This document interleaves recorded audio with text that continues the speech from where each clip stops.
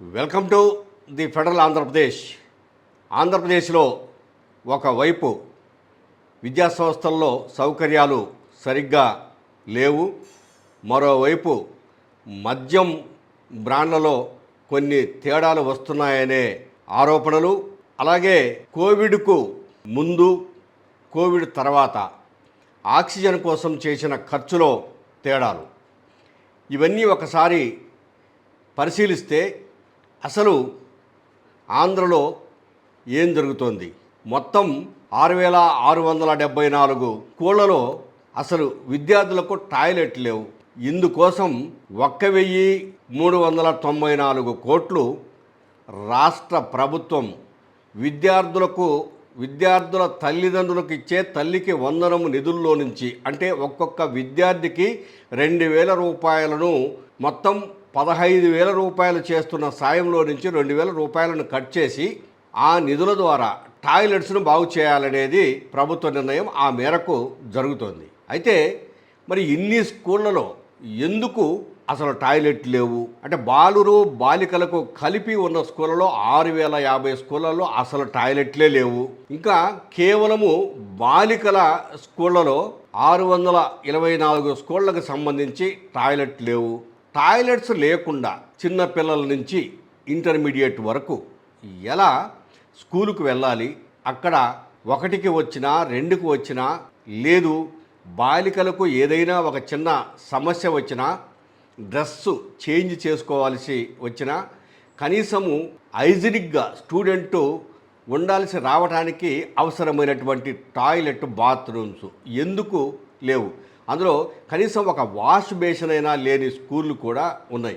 ఈ విధంగా స్కూల్స్ ఉండడం వలనే అటువంటి స్కూళ్ళలో విద్యార్థుల సంఖ్య భారీ స్థాయిలో తగ్గుతుంది. వాళ్ళు ప్రభుత్వ స్కూళ్ళలో చేరకుండా ప్రైవేట్ స్కూల్స్కు వెళ్ళిపోవడానికి నిర్ణయించుకున్నారు. ఈ విధమైన విధానాలు మారాలి.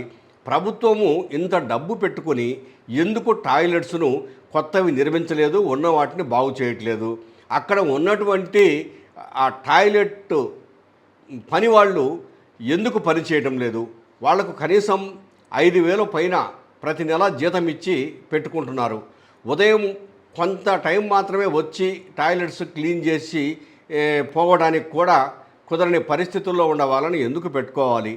ఇవన్నీ ప్రశ్నలు. ఆంధ్రప్రదేశ్లో విద్యార్థుల సంఖ్య ప్రభుత్వ స్కూళ్లలో తగ్గటానికి 1వ తరగతి నుంచి ఇంటర్మీడియట్ వరకు తగ్గటానికి ప్రత్యేక కారణము టాయిలెట్స్ సరిగ్గా లేకపోవడము, ఒకవేళ ఉన్న టాయిలెట్స్లో కూడా కనీస సౌకర్యాలు లేకపోవడము, కొన్ని చోట్ల కనీసం వాటర్ కూడా లేకపోవడము, ఒకసారి ఎండిపోయిన తర్వాత దాన్ని క్లీన్ చేయకపోతే విపరీతమైన దుర్గంధం రావడం వల్ల విద్యార్థుల సంఖ్య ప్రభుత్వ స్కూళ్ళలో చాలా వరకు తగ్గుతుందనేది ఒక అధ్యయనంలో వెల్లడైనటువంటి అంశం. అసలు ఈ అంశానికి సంబంధించి ప్రత్యేకంగా ఏఐఎస్ఎఫ్ ఆంధ్రప్రదేశ్ రాష్ట్రంలో ఒక సర్వే చేసి ఈ సర్వే రిపోర్టును భారత కమ్యూనిస్ట్ పార్టీ రాష్ట్ర కార్యదర్శి జి ఈశ్వరయ్యకు అందజేసింది.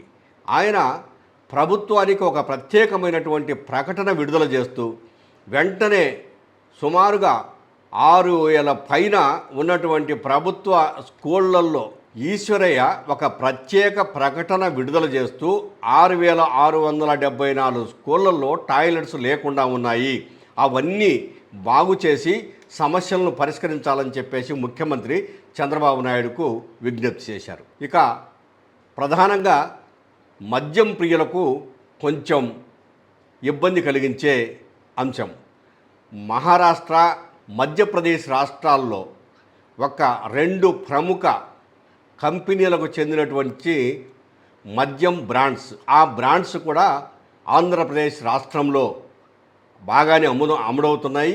ఆంధ్రప్రదేశ్లోని మద్యం ప్రియులు కూడా ఎక్కువ మంది ఆ బ్రాండ్స్ వైపు వెళ్తున్నారు. ప్రధానంగా విస్కీ, రమ్ము, ఈ 2 మద్యం అమ్మకాలలో ఈ పరిస్థితులు ఉన్నాయి.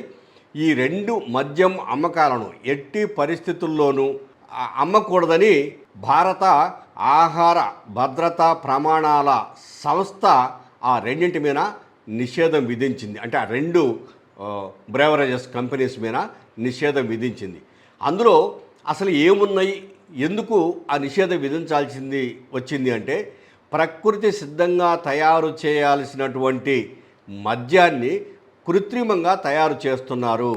కృత్రిమంగా తయారు చేయడం వల్ల ప్రకృతి సిద్ధంగా ఏ వస్తువులైతే ఉపయోగించి తయారు చేస్తారో అదే విధమైనటువంటి మంచి వాసన, రంగు, రుచి ఇవన్నీ కూడాను కృత్రిమంగా తయారు చేసినటువంటి వాటిల్లో నుంచి కూడా తెప్పిస్తున్నారు. దీనివల్ల కొంత అనారోగ్యాలు ఏర్పడతాయి. అనారోగ్యంతో పాటు డబ్బు అంటే వాళ్లకు ఈ కృత్రిమ వస్తువుల వల్ల తక్కువ డబ్బుతో ఎక్కువ మద్యం తయారవుతుంది.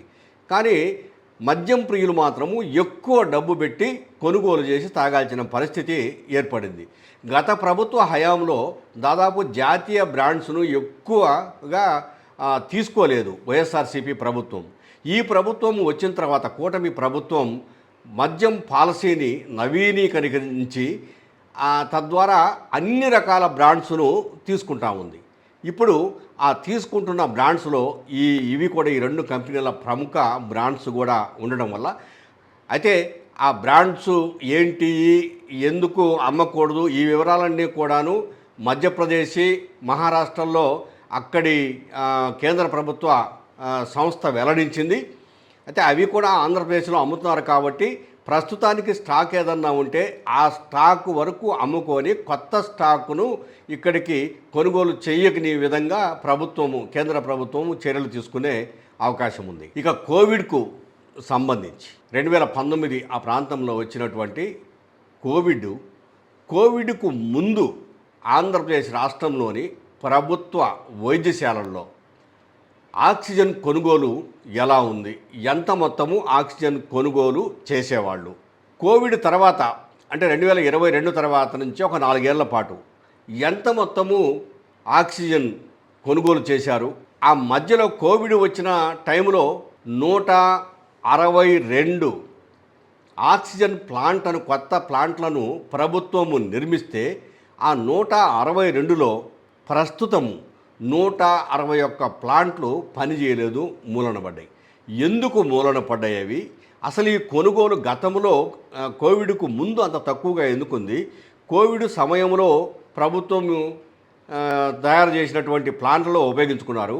కోవిడ్ తర్వాత గతం కంటే ఎందుకు ఎక్కువైంది అనే దాని మీద ప్రభుత్వము ఒక ఎంక్వైరీ కమిటీని నియమించింది. అసలు కోవిడ్కు ముందు 4 ఏళ్లలో ఎంత ఆక్సిజన్ ఉపయోగించారు? కోవిడ్కు ముందు 60.51 కోట్ల రూపాయల విలువైన లిక్విడ్ ఆక్సిజన్ను ప్రభుత్వం కొనుగోలు చేసింది. అయితే కోవిడ్ తర్వాత 2022 నుంచి 2026 మధ్య 180.12 కోట్ల విలువైన లిక్విడ్ ఆక్సిజన్ను ప్రభుత్వం కొనుగోలు చేసింది. కోవిడ్ తగ్గిపోయింది, కోవిడ్ లేదు, ఎవరికి వాళ్ళు సిలిండర్లు కొనుక్కుంటున్నారు. ఎక్కువగా ప్రభుత్వ ఆసుపత్రులకు వచ్చిన ఒక్కరోజు జస్ట్ ట్రీట్మెంట్ తీసుకొని వెళ్ళిపోతున్నారు. అలాంటప్పుడు ఇంత మొత్తము అంటే దాదాపు 2 రెట్లు ఎందుకు ఎక్కువైంది అనే దాని మీద ప్రభుత్వం సీరియస్గా ఉంది. ఈ మేరకు విచారణకు ఒక కమిటీని నియమించింది. ఈ కమిటీ త్వరలోనే నివేదిక అందజేస్తుంది. మొత్తం మీద ప్రభుత్వ ఆసుపత్రుల్లో అవినీతి పెరిగింది అనడానికి ఇదొక ప్రత్యేక తార్కాణం. ప్లస్ ఏవైతే ఆక్సిజన్ ప్లాంట్లను ప్రభుత్వము చిత్తశుద్ధితో నిర్మించిందో ఆ ప్లాంట్లు 162 ప్లాంట్లు నిర్మిస్తే 161 ప్లాంట్లు ఈరోజు మూతపడిపోయినాయి. ఎందుకు మూతపడిపోయినాయి? చిన్న చిన్న కారణాలతో ఎందుకు మూత వేశారు? అవే పర్ఫెక్ట్గా పనిచేస్తాముంటే ఇప్పుడు ఇంత భారీ మొత్తంలో డబ్బు పెట్టి ఆక్సిజన్ కొనాల్సిన అవసరం లేదు కదా అని వైద్య ఆరోగ్య శాఖ మంత్రి సత్యకుమార్ ఉన్నతాధికారులను నిలదీసి దీని మీద విచారణ జరిపి నాకు రిపోర్ట్ ఇవ్వమని ఆదేశాలు జారీ చేశారు.